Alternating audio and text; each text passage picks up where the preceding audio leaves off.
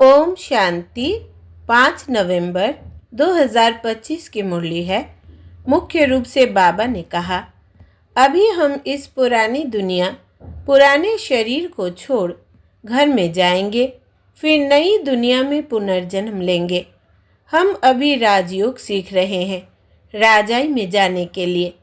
बाप हम बच्चों के लिए रूहानी राजस्थान स्थापन कर रहे हैं।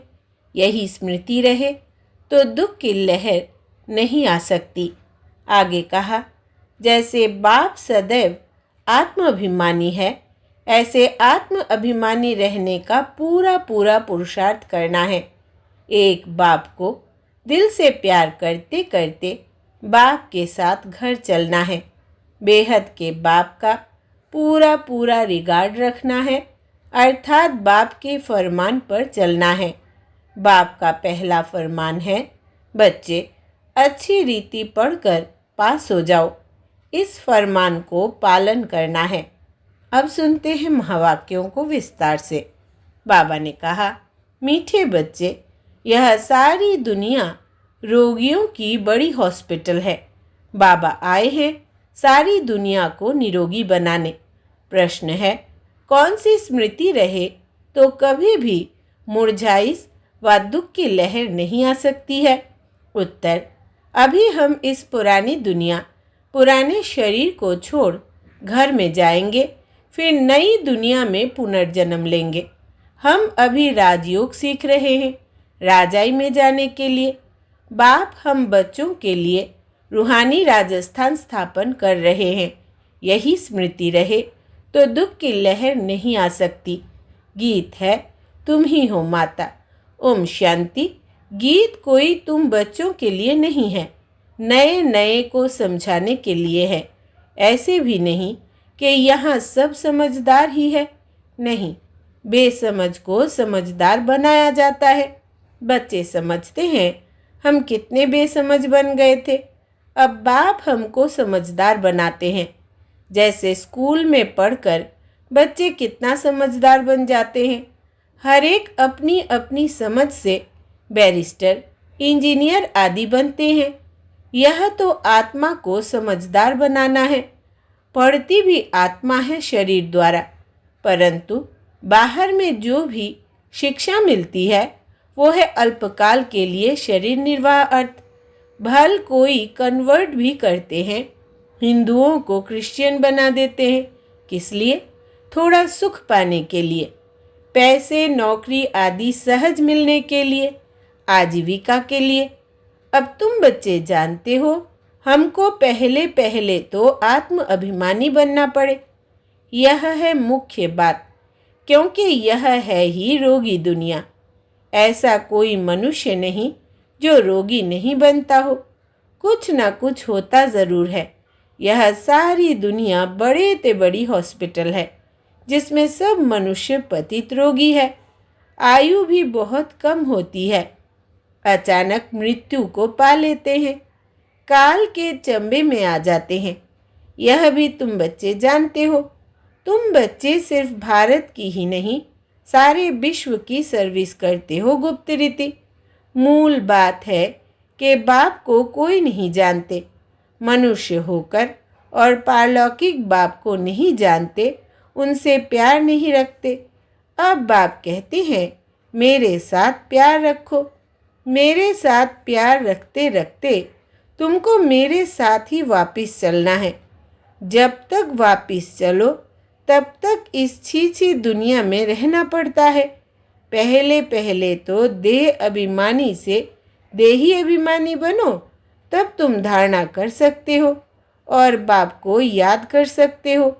अगर देही अभिमानी नहीं बनते तो कोई काम के नहीं। देह अभिमानी तो सब है।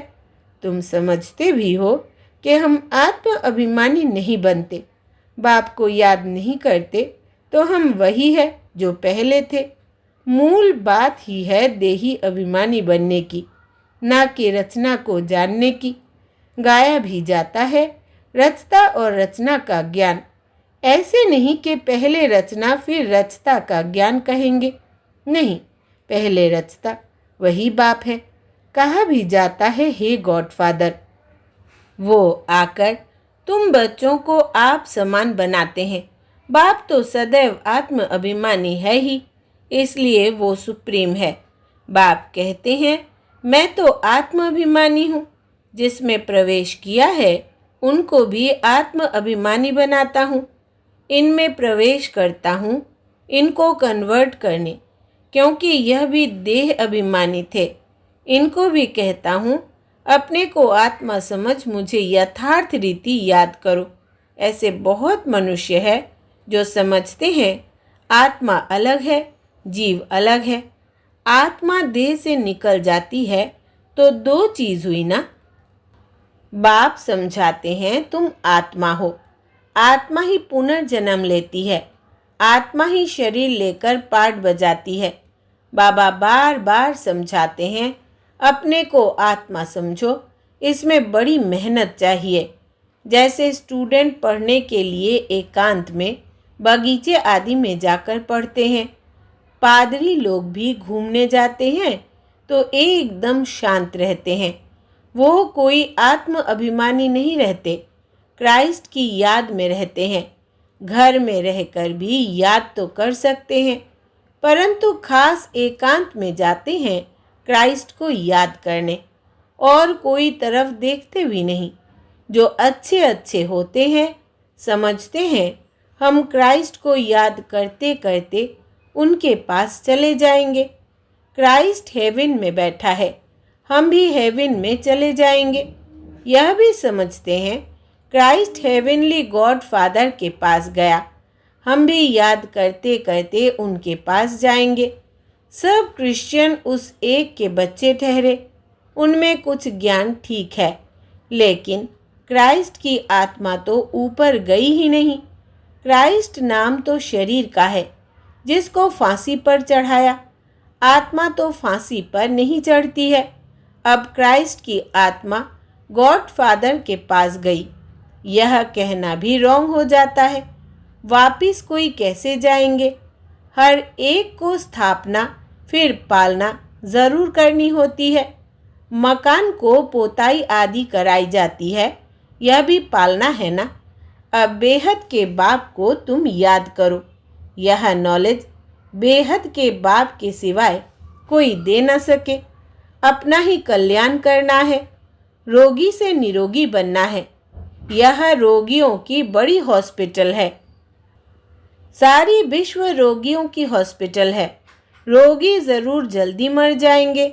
बाप आकर इस सारे विश्व को निरोगी बनाते हैं। ऐसे नहीं कि यहाँ ही निरोगी बनेंगे। बाप कहते हैं निरोगी होते ही है नई दुनिया में, पुरानी दुनिया में निरोगी हो न सके।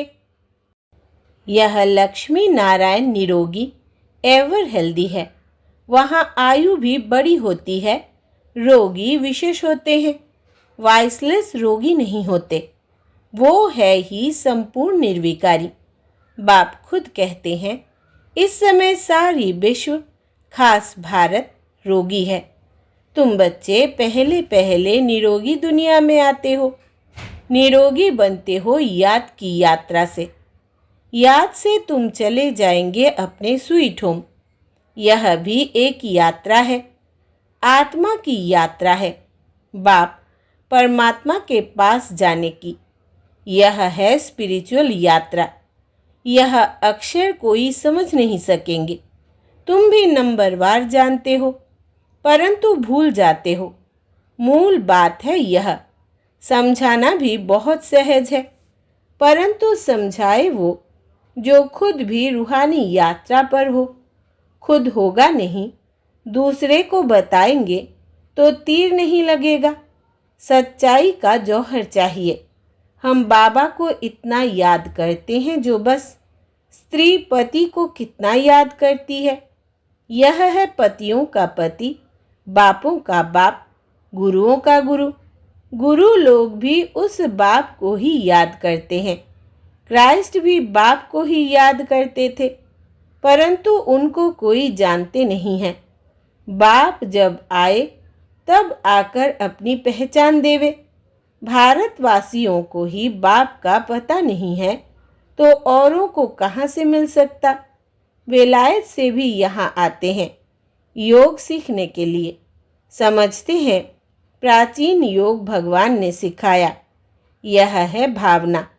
बाप समझाते हैं सच्चा सच्चा योग तो मैं ही कल्प कल्प आकर सिखलाता हूँ। एक ही बात, मुख्य बात है अपने को आत्मा समझ बाप को याद करो। इसको ही रूहानी योग कहा जाता है। बाकी सबका है जिस्मानी योग। ब्रह्म से योग रखते हैं, वो भी बाप तो नहीं है, वो तो महतत्व है, रहने का स्थान। तो राइट एक ही बाप है, एक बाप को ही सत्य कहा जाता है। यह भी भारतवासियों को पता नहीं कि बाप ही सत्य कैसे है। वही सचखंड की स्थापना करते हैं। सचखंड और झूठखंड। तुम जब सचखंड में रहते हो तो वहाँ रावण राज्य ही नहीं होता। आधा कल्प बाद रावण राज्य झूठखंड शुरू होता है। सचखंड पूरा सतयुग को कहेंगे, फिर झूठखंड पूरा कलयुग का अंत। अभी तुम संगम पर बैठे हो, ना इधर हो ना उधर हो। तुम ट्रेवल अर्थात यात्रा कर रहे हो।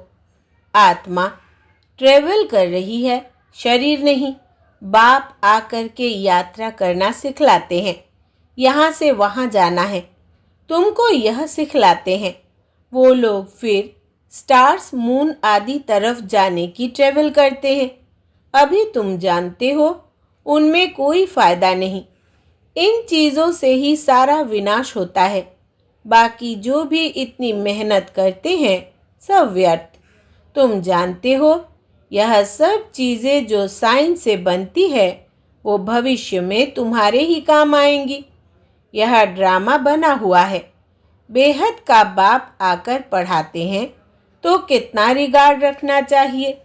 टीचर का वैसे भी बहुत रिगार्ड रखते हैं। टीचर फरमान करते हैं अच्छी रीति पढ़कर पास हो जाओ। अगर फरमान को नहीं मानेंगे तो नापास हो जाएंगे। बाप भी कहते हैं तुमको पढ़ाते हैं विश्व का मालिक बनाने। यह लक्ष्मी नारायण मालिक है, भल प्रजा भी मालिक है, परंतु दर्जे तो बहुत है ना। भारतवासी भी सब कहते हैं ना हम मालिक है। गरीब भी भारत का मालिक अपने को समझेगा, परंतु राजा और उनमें फ़र्क कितना है। नॉलेज से मर्तबे का फ़र्क हो जाता है। नॉलेज में भी होशियारी चाहिए, पवित्रता भी ज़रूरी है, तो हेल्थ वेल्थ भी चाहिए। स्वर्ग में सब है ना। बाप एम ऑब्जेक्ट समझाते हैं। दुनिया में और कोई की बुद्धि में यह एम ऑब्जेक्ट होगी नहीं। तुम फट से कहेंगे हम यह बनते हैं, सारे विश्व में हमारी राजधानी होगी। यह तो अभी पंचायती राज्य है। पहले थे डबल ताजधारी, फिर एक ताज, अभी 9 ताज। बाबा ने मुरली में कहा था यह भी चित्र हो। डबल सिर ताज राजाओं के आगे सिंगल ताज वाले माथा झुकाते हैं। अभी बाप कहते हैं मैं तुमको राजाओं का राजा डबल सिर ताज बनाता हूँ। वो है अल्पकाल के लिए। यह है 21 जन्मों की बात। पहली मुख्य बात है पावन बनने की।